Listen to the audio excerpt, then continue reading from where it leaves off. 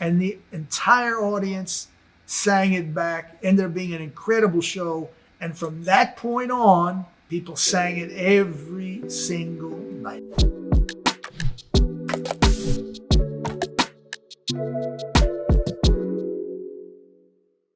I Want to Hold Your Hand came on the radio in 1964. I wanna hold your hand. That was going to change my life because I was going to successfully pick the guitar up and learn how to play. You know, I saw Elvis on TV. But you ain't no friend of mine. When Elvis first hit, I was 9 or something. I was a little young. I tried to play the guitar. It didn't work out. I put it away. But the keeper was 1964, I Want to Hold Your Hand, on South Street with my mother driving. I immediately demanded she let me out. I ran to the bowling alley, ran down a long neon lit aisle, down the bowling alley, into the bowling alley, ran to the phone booth, got in the phone booth, immediately called my girl and said, "Have you heard this band called the Beatles?" And after that, it was nothing but rock and roll and guitars. There was a terrible arena that I think used to be in Chicago, and it was one of the most awful sounding places I've ever been in. And we did a sound check, and it didn't even sound bad. It wasn't good enough to sound bad. That's how bad it was. And so I figured this is going to be nothing but disaster. But that night we kicked into Hungry Heart, and the entire audience sang it back. Ended up being an incredible show.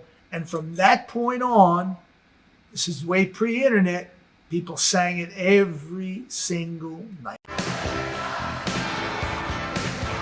That was exciting. It was very exciting. I think I just started reading about it, and there was a little record store in the village that was importing all of the punk rock records. And I went and I bought every record, not that I'd heard, but that I'd heard about.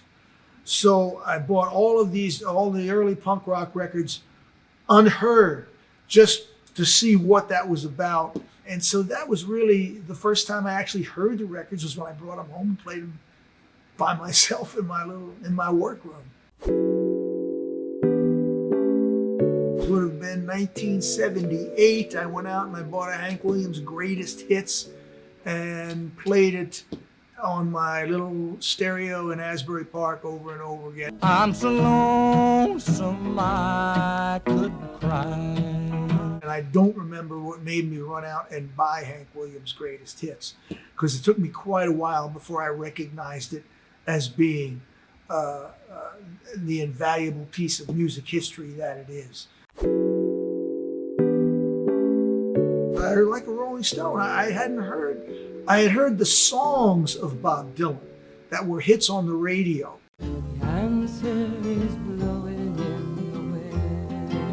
I didn't hear all the early Bob Dylan records.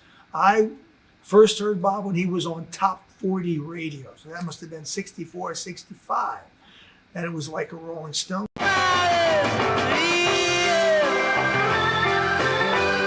So that changed my life. In a friend's kitchen, there was a guitar, a guy that played the saxophone, and a drummer. That was our band, and they were called The Merchants. They lasted for 2 rehearsals, is my recollection. There was me, Donnie Powell was on the drums, and I can't remember the name of the guy that played the sax, but that's the first time I played in a, quote, rock band.